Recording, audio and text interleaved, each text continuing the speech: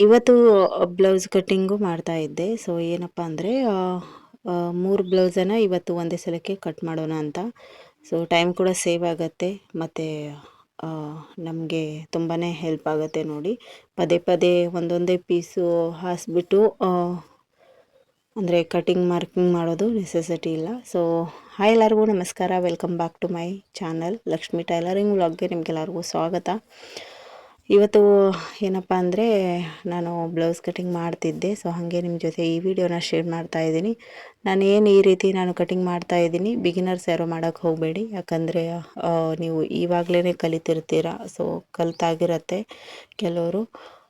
ನಾನು ಇದು ಜಾಸ್ತಿ ಅಂದರೆ ಇದ್ರ ಬಗ್ಗೆ ಅನುಭವ ಇದ್ದವರು ಈ ರೀತಿ ಕಟಿಂಗ್ ಮಾಡೋಕ್ಕೆ ಹೋಗಿ. ಯಾಕಂದರೆ ಪೀಸ್ಗಳು ಅಲ್ಲಾಡಿಬಿಟ್ರೆ ಸೊ ಪೀಸ್ಗಳೇನಾಗತ್ತೆ ಅಂದರೆ ಏರ್ಪೇರ್ ಆಗೋ ಚಾನ್ಸಸ್ ಇರುತ್ತೆ. ಹಾಗಾಗಿ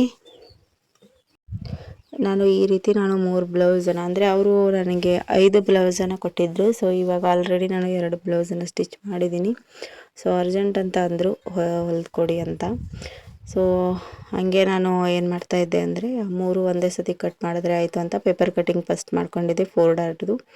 ಯಾರಿಗೆಲ್ಲ ಪೇಪರ್ ಕಟಿಂಗ್ ನೆಕ್ಸ್ಟ್ ವಿಡಿಯೋದಲ್ಲಿ ಹೇಳ್ಕೊಡ್ಬೇಕು ಅಂತ ಕಮೆಂಟ್ ಬಾಕ್ಸಲ್ಲಿ ಕಮೆಂಟ್ ಮಾಡಿ ತಿಳಿಸಿ. ಈಸಿ ಮೆಥಡಲ್ಲಿ ಹೇಳ್ಕೊಡ್ತೀನಿ. ಸೊ ಪರ್ಫೆಕ್ಟ್ ಆದ ಕಟಿಂಗ್ ಇರುತ್ತೆ. ಇದು ಕಸ್ಟಮರ್ದೇ ಬ್ಲೌಸು. ನಾನು ಈ ರೀತಿ ಕಟಿಂಗ್ ಮಾಡ್ತಾಯಿದ್ದೀನಿ ನೋಡಿ. ಏನಪ್ಪ ಅಂದರೆ ಈ ರೀತಿ ಮಾಡೋದ್ರಿಂದ ನಮ್ಮ ಟೈಮ್ ಕೂಡ ಸೇವ್ ಆಗುತ್ತೆ ಮತ್ತು ನಮಗೆ ಟೈಮ್ ಇಕ್ಕತ್ತೆ, ಬೇಗನೆ ಸ್ಟಿಚಿಂಗ್ ಮಾಡೋಕ್ಕೆ ಟೈಮ್ ಕೂಡ ಸಿಗುತ್ತೆ ನೋಡಿ. ಹಾಗಾಗಿ ಹೇಳ್ತಾ ಇದ್ದೀನಿ, ಒಂದೊಂದೇ ಬ್ಲೌಸ್ ಕಟ್ ಮಾಡ್ತಾ ಕೂತ್ರೆ ನಮಗೆ ಟೈಮ್ ಸಿಗಲ್ಲ. ಸೊ ಈ ರೀತಿ ಕಟ್ ಮಾಡಿಬಿಟ್ಟು ನೋಡಿ, ನಿಮಗೂ ತುಂಬ ಈಸಿ ಆಗುತ್ತೆ. ಮತ್ತು ಬಿಗಿನರ್ಸ್ ಮಾಡುವಾಗ ಪಿನ್ನನ್ನು ಅಟ್ಯಾಚ್ ಮಾಡಿ ಆಯಿತಾ. ಅಂದರೆ ಸೇಫ್ಟಿ ಪಿನ್ ಇರುತ್ತೆ ನೋಡಿ, ಅದು ಮುತ್ತಿನ ಪಿನ್ ಎಲ್ಲ ಸಿಗುತ್ತೆ ಬ್ಲೌಸಿಗೆ. ಇದು ಟೇಷ್ನರಿ ಅಂಗಡಿಯಲ್ಲಿ ಹೋಗ್ಬಿಟ್ಟು ಕೇಳಿದ್ರೆ ಕೊಡ್ತಾರೆ ಅವರು. ಸೊ ಆ ರೀತಿ ಪಿನ್ಗಳಿದ್ದರೆ ನಿಮ್ಮ ಹತ್ರ ಮುತ್ತಿನ ಪಿನ್ನು, ಇದಕ್ಕೆ ಬ್ಲೌಸ್ಗಳು ನಾನೇನು ಹಾಸಿದ್ದೀನಿ ನೋಡಿ ಅವು ಅಲ್ಲಾಡಬಾರ್ದು. ಹಾಗೆ ನೀವು ಸೇಫಾಗಿ ಅದಕ್ಕೆ ಅಟ್ಯಾಚ್ ಮಾಡಬೇಕು. ಅಂದರೆ ಒಂದಕ್ಕೊಂದು ಅಲ್ಲಾಡಬಾರ್ದು. ಹಾಗೆ ನಾನು ನೋಡ್ಕೊಂಡ್ಬಿಟ್ಟು ಮಾಡ್ತಾಯಿದ್ದೀನಿ, ಯಾಕಂದರೆ ನನಗೆ ಅನುಭವ ಐತೆ ಹೊಲಿದಿರೋದು. ಸೊ ಈ ರೀತಿ ನಾನು ಫಸ್ಟ್ ಲೈನ್ ಹಾಕಿದ್ನಲ್ಲ ಅದನ್ನು ಕಟ್ ಮಾಡಿಬಿಟ್ಟು ಇವಾಗ 2 ಪಾರ್ಟನ್ನು ಕಟ್ ಮಾಡಿ ತಗೋತೀನಿ. 3 ಬ್ಲೌಸ್ ಪೀಸ್ ಅಂದರೆ ತುಂಬ ಹೆವಿ ಆಗುತ್ತೆ. ಸೊ ಕಟ್ ಮಾಡೋಕ್ಕೆ ತುಂಬ ಕಷ್ಟ ಆಗುತ್ತೆ, ನೋಡ್ಕೊಂಡ್ಬಿಟ್ಟು ಮಾಡಿ. ಏನು ಹೇಳೋಕ್ಕೆ ಇಷ್ಟಪಡ್ತೀನಿ ಅಂದರೆ ನಮ್ಮ ಕಡೆ ಎಲ್ಲ ಬ್ಲೌಸ್ ರೇಟ್ ತುಂಬಾ ಕಡಿಮೆ. ನಿಮ್ಮ ಕಡೆ ಯಾವ ರೀತಿ ಇರುತ್ತೆ ಬ್ಲೌಸ್ ರೇಟು ಅಂತ ನನಗೆ ಕಮೆಂಟ್ ಬಾಕ್ಸಲ್ಲಿ ಕಮೆಂಟ್ ಮಾಡಿ ತಿಳಿಸಿ. ಸೊ ನಮ್ಮ ಕಡೆ ಯಾವ ರೀತಿ ಬ್ಲೌಸ್ ರೇಟ್ ಇರುತ್ತೆ ಅಂತ ನಾನು ಮುಂದೆ ಬರೋ ವೀಡಿಯೋದಲ್ಲಿ ಒಂದು ವೀಡಿಯೋ ಮಾಡ್ತೀನಿ, ಅದರಲ್ಲಿ ನಾನು ಹೇಳ್ತೀನಿ. ಸೊ ತುಂಬ ಚೀಪ್ ಅಂದರೆ ಚೀಪು, ಏನೇನೋ ಇದು ಆಗಲ್ಲ ನಾವು ಮಾಡಿದ್ದಕ್ಕೆ.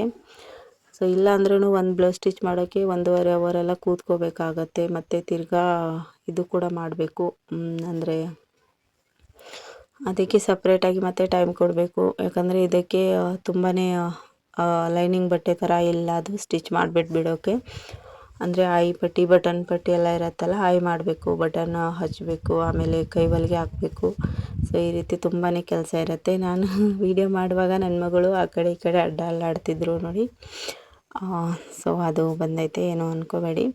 ಇದರದ್ದು ನಿಮಗೆ ಏನಾದರೂ ಇದು ಪೇಪರ್ ಕಟ್ಟಿಂಗ್ದು ಈಸಿ ಮೆಥಡಲ್ಲಿ ಮಾರ್ಕಿಂಗು ಮತ್ತು ಕಟಿಂಗು ಬೇಕಂದರೆ ನನಗೆ ಕಮೆಂಟ್ ಮಾಡಿ ತಿಳಿಸಿ. ನಾನು ಖಂಡಿತ ನಿಮ್ಮ ಜೊತೆ ವಿಡಿಯೋನ ಶೇರ್ ಮಾಡ್ತೀನಿ. ಸೊ ಈ ರೀತಿ ಮಾಡೋದ್ರಿಂದ ನಮ್ಮ ಟೈಮ್ ತುಂಬಾ ಸೇವ್ ಆಗುತ್ತೆ ನೋಡಿ. ನಾನು ಪ್ರತಿ ಸಲ ಮಾಡಿದಾಗ ಅಂದರೆ ಒಂದೇ ಕಸ್ಟಮರ್ ಏನಾದರೂ ನಮಗೆ ಜಾಸ್ತಿ ಬಟ್ಟೆ ಕೊಟ್ಟರು ಅಂದರೆ ಹೊಲಿಯೋಕ್ಕೆ, ಸೊ ಈ ರೀತಿಯೇ ಮಾಡ್ತೀನಿ. ಅಂದರೆ ಟೈಮ್ ಕೂಡ ಸೇವ್ ಆಗುತ್ತೆ ನಂದೂ, ಮನೆ ಕೆಲಸ ಎಲ್ಲ ಇರುತ್ತಲ್ಲ. ಸೊ ಹಾಗಾಗಿ ಈ ರೀತಿ ನೋಡಿ ಮಾಡ್ಕೋಬೇಕು. ತುಂಬ ನೀಟ್ನೆಸ್ಸಾಗಿ ನಾವು ಇದು ಮಾಡಬೇಕಾಗತ್ತೆ.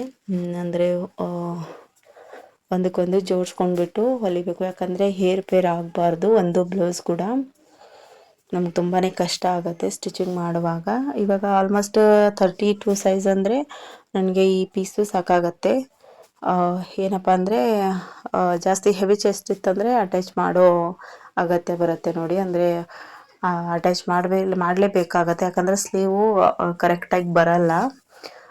ಇದು ಬಂದುಬಿಟ್ಟು 70 ಸೆಂಟಿಮೀಟ್ರಲ್ಲಿ ನಾನು 32 ಬ್ಲೌಸ್ ಕಟಿಂಗು ಸ್ಟಿಚಿಂಗ್ ಹೇಳ್ಕೊಡ್ತಾ ಇದ್ದೀನಿ ನೋಡಿ. 80 ಆದರೆ ತುಂಬ ಒಳ್ಳೆಯದು. ಕಲಿಯೋರಿಗೆ 80 ತಗೊಳ್ಳಿ, 32 ಸೈಜ್. ಮತ್ತು ಎಷ್ಟೆಷ್ಟು ಅಂದರೆ ಎಷ್ಟೆಷ್ಟು ಮೀಟ್ರು ನಾವು ಕ್ಲೋತನ್ನು ತೊಗೋಬೇಕು ಅಂತ ನಾನು ವಿಡಿಯೋ ಮಾಡ್ತೀನಿ ಮುಂದೆ ಬರೋ ವೀಡಿಯೋದಲ್ಲಿ. ಮತ್ತು ನಮ್ಮ ಕಡೆ ಬ್ಲೌಸ್ ರೇಟು ಯಾವ ರೀತಿ ತೊಗೋತಾರೆ ಅನ್ನೋದು ಕೂಡ ಆ ವಿಡಿಯೋ ನೆಕ್ಸ್ಟ್ ವಿಡಿಯೋ ನಾನು ಮಾಡ್ತೀನಿ. ಸೊ ವಿಡಿಯೋ ಪೂರ್ತಿ ನೋಡಿ ಸಪೋರ್ಟ್ ಮಾಡಿ.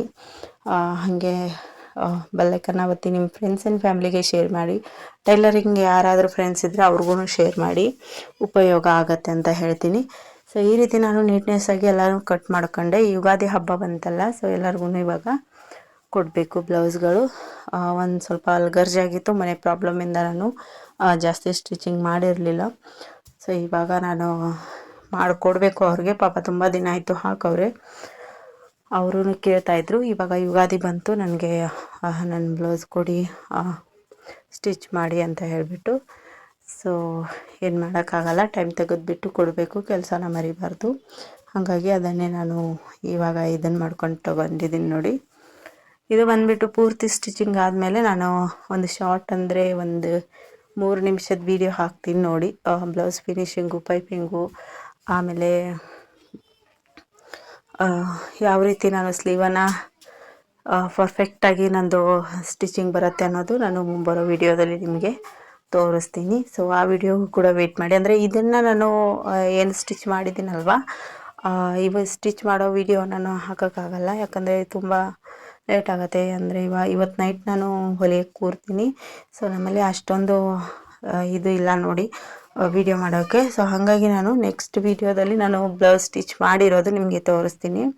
ಆಲ್ರೆಡಿ ನಾನು ಒಂದು ಬ್ಲೌಸ್ ಕೊಟ್ಟಿದ್ದೀನಿ, ಇವಾಗ ಒಂದು ಬ್ಲೌಸ್ ಸ್ಟಿಚ್ ಮಾಡಿದ್ದೀನಿ.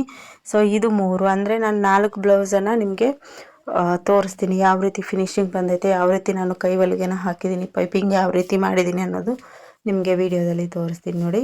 ಸೊ ಈ ರೀತಿ ನಾನು ಒಂದೊಂದೇ ಬ್ಲೌಸನ್ನು ತೆಗೆದುಬಿಟ್ಟು ಅದೇ ಕಲರಲ್ಲಿ ನಾವು ಇಟ್ಕೋಬೇಕು, ಯಾಕಂದರೆ ತುಂಬ ಈಸಿ ಆಗುತ್ತೆ, ಪಾರ್ಟ್ಗಳೆಲ್ಲ ಕಳೆಯಲ್ಲ. ಸೊ ಈ ರೀತಿ ಮಾಡಿಬಿಟ್ಟು ನಾನು ಒಂದು ಕಡೆನೇ ಕಟ್ಟಿಡ್ತೀನಿ ನೋಡಿ. ಎಲ್ಲನೂ ಇವಾಗ ಅದೇ ಬ್ಲೌಸ್ ಪೀಸ್ ಏನಿರುತ್ತೆ ಅದರಲ್ಲೇ ನಾವು ಕಟ್ಟಬೇಕು, ಯಾಕಂದರೆ ನಮಗೆ ಹೊಲಿಯುವಾಗ ಪಾರ್ಟ್ ಮಿಸ್ ಆಗಬಾರ್ದು. ಒಂದು ಪಾರ್ಟ್ ಆದರೂ ಮಿಸ್ ಆದರೆ ಬ್ಲೌಸ್ ಕೇಳೋ ಚಾನ್ಸಸ್ ತುಂಬಾ ಇರುತ್ತೆ. ಸೊ ವಿಡಿಯೋ ಮುಗಿಸ್ತಾ ಇದ್ದೀನಿ, ಸಿಗ್ತೀನಿ ಮುಂದಿನ ವಿಡಿಯೋದಲ್ಲಿ. ಅಲ್ಲಿವರೆಗೂ ಟಾಟಾ.